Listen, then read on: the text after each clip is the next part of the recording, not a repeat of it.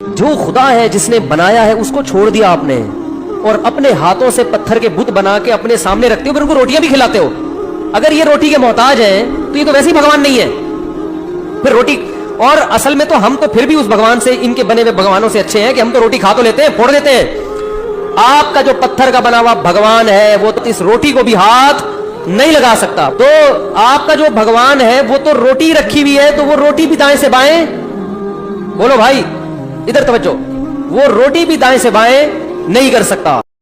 যে মুসলিম ধর্মের মৌলবী মানুষটিকে নিয়ে আমার এই ভিডিওটি আজকে শুরু হয়েছে, আমি তাকে নিয়ে কিছু কথা বলবো। তবে তার বক্তব্যকে ঘিরে আমার কয়েকটি কথা আছে। আমাকে কেউ ভাববেন না আমি মুসলিম বিরোধী বা ইসলাম ধর্মের বিরুদ্ধে কথা বলি। তাদের ধর্ম নিয়ে বা তাদের মানুষ নিয়ে বা তাদের কোনো সম্প্রদায় নিয়ে বা তাদের মৌলবীদেরকে নিয়েও আমার কোনো বক্তব্য নেই। কিন্তু এই মৌলবী যে কথাগুলো বলেছেন সেই মৌলবীর কথাগুলো তো একজন সনাতনী হিসেবে